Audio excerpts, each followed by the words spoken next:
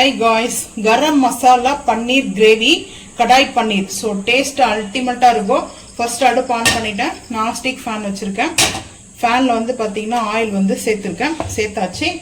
இப்போ ஆனியன் வந்து கட் பண்ணி வச்சிருக்கிற ஆனியன் வந்து சேர்த்துக்கிறேன்.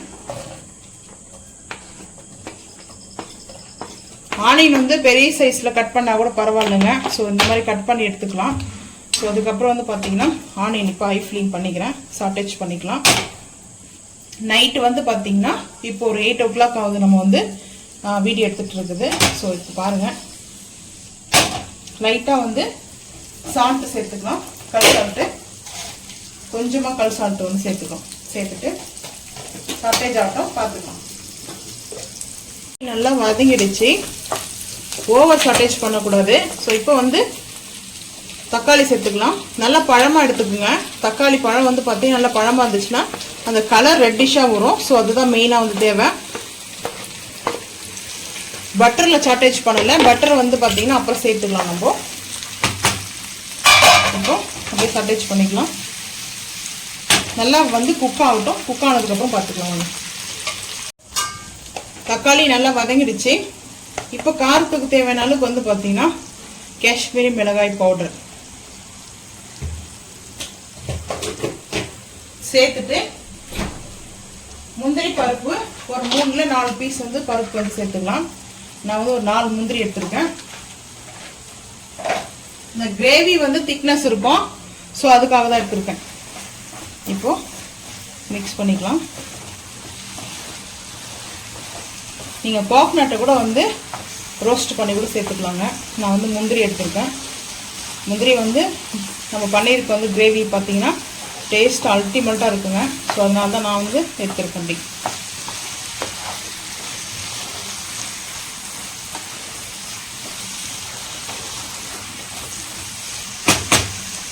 இப்போ சிம் பண்ணிவிட்டு அடுப்பை வந்து ஆஃப் பண்ண போகிறேன். ஆஃப் பண்ணிவிட்டு வந்து பார்த்தீங்கன்னா நான் இந்த உருளியில் வந்து சேர்த்துக்கிறேன். இது ஆறட்டும். ஆறினதுக்கப்புறம் நம்ம அரைச்சிட்டு வந்துடலாம். பேஸ்ட்டாக வந்து அரைச்சிட்டு வந்துடணும். அவ்வளோதாங்க. இப்போ பன்னீர் மசாலா போட்டு சாட்டேஜ் பண்ணிக்கலாம். இது நல்லா ஆறணும். 200 grams வந்து பன்னீர் எடுத்திருக்கேன். இது வந்து பார்த்தீங்கன்னா பன்னீர் கட் பண்ணி எடுத்துருக்கேன். சேர்த்துக்கலாம். பன்னீரில் நம்ம அப்படியே வந்து ஒயிட்டாக தான் நம்ம வந்து பார்த்தீங்கன்னா பன்னீரை ரோஸ்ட் பண்ணி நம்ம வந்து சேர்ப்போம். ஆனால் இந்த டைமில் கொஞ்சம் டிஃப்ரெண்ட்டாக இருக்கும். ஆனால் டேஸ்ட் அல்டிமேட்டாக இருக்கும். இஞ்சி பூண்டு பேஸ்ட்டு ஒரு 1/4 teaspoon கூட எடுத்திருக்கேன். ஸோ அதுக்கப்புறம் இப்போவே நம்ம பைசஸ் சேர்க்குறதாங்க. அதுக்கப்புறம் நம்ம பைசஸ் வந்து சேர்க்க போகிறது கிடையாது. ஸோ அதுக்கப்புறம் பன்னீர் மசாலா மட்டும் சேர்ப்போம். இப்போ ஒரு 1/4 teaspoon வந்து கொஞ்சமாக ஒரு 2 pinch அளவுக்கு ரெட் சில்லி காஷ்மீர் மிளகாய் பவுடர். ஸோ அதுக்கப்புறம் பன்னீர் மசாலா பவுடர் வந்து ஒரு ஸ்பூனுக்கு வந்து சேர்த்துருக்கேன். சின்ன ஸ்பூன் சேர்த்துருக்கேன். சால்ட்டு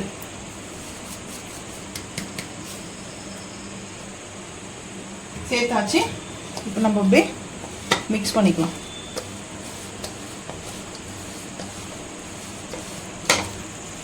அடுப்பை ஆன் பண்ணிட்டேன். நான்ஸ்டிக் ஃபேன் வச்சுருக்கேன். பட்டரை வந்து சேர்த்துக்கலாம்.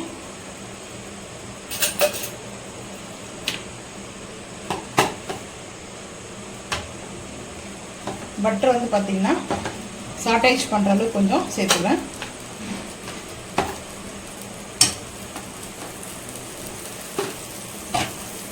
மெல்ட் ஆகுது. தக்காளியெலாம் நம்ம வந்து வதக்கணும் இல்லையா? ஸோ அதிலே லைட்டாக தண்ணி மட்டும் சேர்த்து வாஷ் பண்ணிவிட்டு அதுக்கப்புறம் அப்படியே வந்து பார்த்திங்கன்னா பட்டர் வந்து சேர்த்துருக்கேன். ஸோ இந்த பார்த்திங்கன்னா நம்ம பீசஸ் வந்து அப்படியே சேர்த்துக்கலாம்.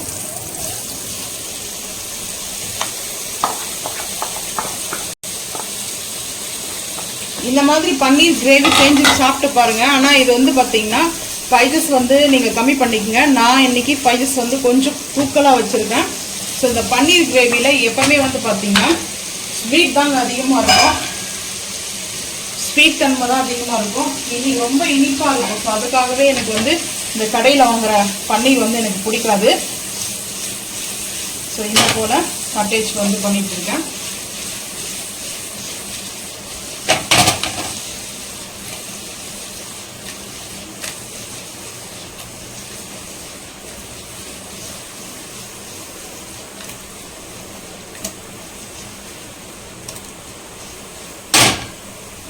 அந்த மசாலா வந்து பார்த்தீங்கன்னா நல்லா ஒரு நான்வெஜ் ஃபீல் இருக்குதுங்க, மட்டனோ சிக்கனோன்ற ஃபீல் இருக்குது. ஸோ இந்த டைமில் வந்து பார்த்தீங்கன்னா இந்த பன்னீர்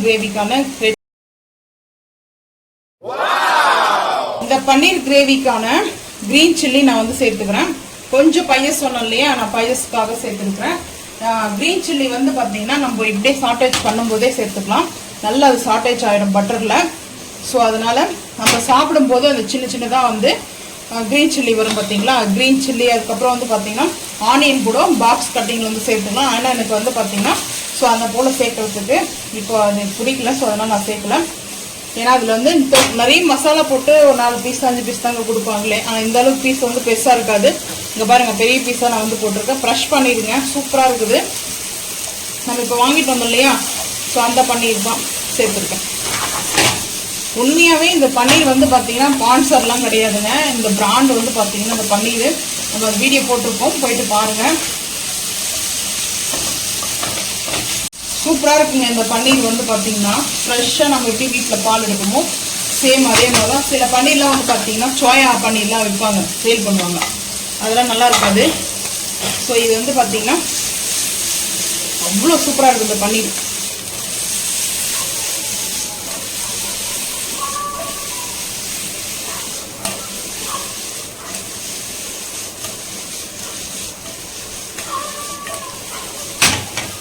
நம்மளுக்கு அந்த மசாலா வந்து பார்த்தீங்கன்னா மசாலா வந்து ஒட்டாமல் வந்து பாருங்க. நம்ம வந்து மசாலாலாம் சேர்த்தோம் இல்லையா, ஸோ அந்த மசாலாலாம் அந்த பன்னீரில் பாருங்கள், இந்த க்யூப்பில் அந்த பன்னீர் க்யூப்பில் வந்து பாருங்கள், அந்த மசாலாலாம் நம்மளுக்கு அப்படியே ஒட்டாமல் சூப்பராக வந்துருக்குது. ரொம்ப ஈஸி தாங்க இந்த பன்னீர் கிரேவி. இன்னும் தக்காளி வெங்காயம் நல்லா பார்த்தீங்கன்னா ஒரு ரெஸ்டாரண்ட் ஸ்டைலில் நல்லா ஒரு காரசாரமாக ஸ்பைஸியாக வந்து பார்த்தீங்கன்னா இந்த பன்னீர் கிரேவி ரெடி ஆகிடும். ஸோ இப்போ அடுப்பு ஆஃப் பண்ணிட்டு போகிறேன். ரோஸ்ட் ஆகிடுச்சு, ஆன் பண்ணியாச்சு. ஒரு ஸ்பூன் பெரிய ஸ்பூனில் வந்து பார்த்தீங்கன்னா பட்டர் எடுத்துருக்கேன்.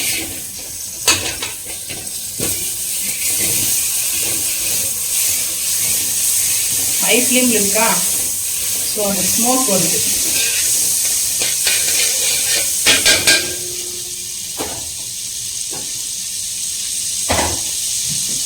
நம்ம எந்த மசாலாவும் இப்போ ஆட் பண்ணணும்னு பார்த்தீங்கன்னா இஞ்சி பூண்டு பேஸ்ட் மட்டும் கொஞ்சமாக வந்து சேர்க்குறேன். அந்த கிரேவிக்கு தேவையான அளவுக்கு இஞ்சி பூண்டு பேஸ்ட்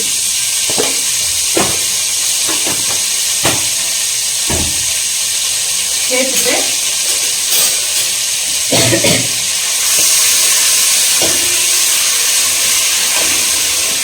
இஞ்சி பூண்டு பேஸ்ட் நல்லா சேர்த்து அந்த ரோஸ்ட் ஆகணும். இந்த பச்சை வாசனை போகிற அளவுக்கு பட்டர்லாம்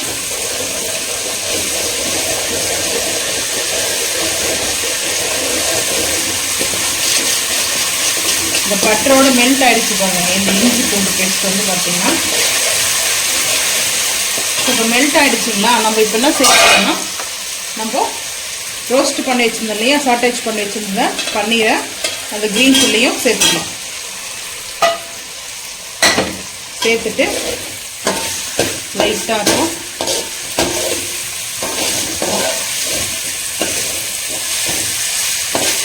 லைட்டாக அப்படி சாட்டேஜ் பண்ணிக்கணும். இப்போ பன்னீர் கிரேவிக்கான மசாலா வந்து பார்த்தீங்கன்னா ஒரு ஸ்பூன் வந்து சேர்த்துக்கிறேன். ஒரு ஸ்பூன் ஃபுல்லாக வந்து சேர்த்துக்கிறேன். அந்த பன்னீரை நம்ம சேர்த்து சாட்டேஜ் பண்ணது வந்து பார்த்தீங்கன்னா நம்மளுக்கு அந்த பன்னீரில் வந்து நல்ல மசாலா வந்து அப்செட் ஆகிருக்கும். ஸோ அதுதான் பன்னீர்லாம் உடஞ்செல்லாம் போகாதுங்க, அதனால் கவலைப்பட வேண்டாம். ஸோ இந்த பன்னீர் வந்து நம்ம சாட்டேஜ் பண்ணதுனால இந்த கிரேவி இப்போ வந்து பார்த்தீங்கன்னா நம்ம கிரேவி ரெடி பண்ணுறதுக்கு இந்த மசாலா வந்து அரைச்சிட்டு வந்துட்டோம். தக்காளி வெங்காயமும், ஸோ அதுக்கப்புறம் வந்து பார்த்தீங்கன்னா மிளகாய் தூள் சேர்த்தோம் இல்லையா, காஷ்மீர் மிளகாய் போட்டு, ஸோ இதில் வாட்டர் கொஞ்சம் சேர்த்து மிக்ஸ் பண்ணிக்கலாம். மிக்ஸ் பண்ணிட்டு பார்க்கலாம் வாங்க. தண்ணி வந்து கிரேவி வேணுன்ற அளவுக்கு சேர்த்துருக்கேன். முந்திரி பருப்பு சேர்த்துருக்கோம் இல்லையா, கொஞ்சம் திக்னஸாக தாங்க இருக்கும். ரொம்ப வந்து நம்மளுக்கு தண்ணியாக வந்து செய்ய முடியாது. கிரேவி வந்து பார்த்தீங்கன்னா நல்லா திக்காக தான் இருக்குது.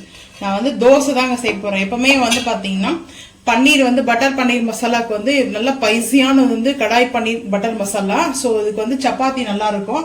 நான் இன்னைக்கு நைட் வந்து பார்த்தீங்கன்னா இப்போ தோசை தான் வந்து செய்யலான்ட்டு இருக்கேன். தோசையா சப்பாத்தியான்னு தெரியல. இப்போ டைம் வந்து பார்த்தீங்கன்னா 8:40.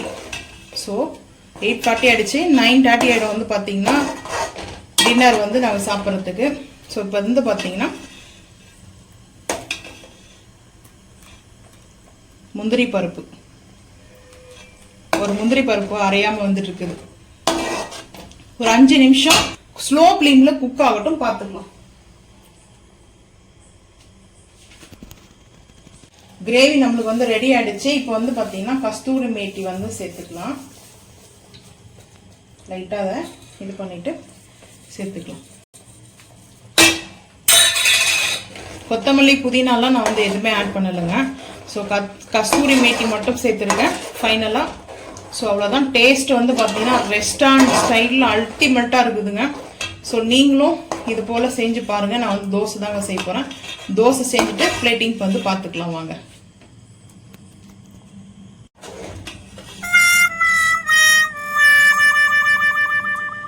அடுப்பு ஆஃப் பண்ணிட்டேன். ஸோ இப்போ வந்து பார்த்தீங்கன்னா ஒரு பீஸ் வந்து பட்டர் சேர்த்துருக்கேன். பட்டர் வந்து பார்த்தீங்கன்னா அப்படியே மெல்ட் ஆகிட்டு சூப்பராக இருக்குங்க. ஸோ நீங்களும் இந்த மாதிரி செஞ்சு பாருங்கள். செஞ்சு பார்த்துட்டு மறக்காமல் வந்து கமெண்ட் பண்ணுங்கள். இப்போ தோசை செஞ்சுக்கலாம் வாங்க. கல் தோசை வந்து செஞ்சுருக்கேன். இப்போ நம்ம வந்து பன்னீர் வந்து சேர்த்துக்கலாம். ஸோ வந்து கடாய் கரம் மசாலா கடாய் பன்னீர் வந்து பார்த்தீங்கன்னா அல்டிமேட்டாக இருக்கும். ஸோ நீங்களும் இதே போல் செஞ்சு சாப்பிட்டு பாருங்க. அந்த பன்னீர் கடாய் பன்னீர் வந்து பார்த்தீங்கன்னா தோசைக்கு, இட்லிக்கு, ரைஸ்க்கு, அதுக்கப்புறம் சப்பாத்தி, நானுக்கு வந்து ஸ்பெஷலிட் வந்து பார்த்தீங்கன்னா ஸோ வந்து நான் எடுத்திருக்கேன் கல் தோசையும். ஸோ நம்ம செஞ்சிருக்கிற பன்னீர் கிரேவியும் நீங்களும் இதே போல் செஞ்சு சாப்பிட்டு மறக்காம வந்து கமெண்ட் பண்ணுங்க. இந்த வீடியோ பிடிச்சா லைக் பண்ணுங்க, ஷேர் பண்ணுங்க, சப்ஸ்கிரைப் பண்ணுங்க, பெல் ஐக்கன் வந்து கிளிக் பண்ணுங்க, மறக்காம சேனல் வந்து ஃபாலோ பண்ணுங்க. அப்போ நம்ம போற வீடியோ உங்களுக்கு நோட்டிஃபிகேஷன் வரும். தேங்க்யூ.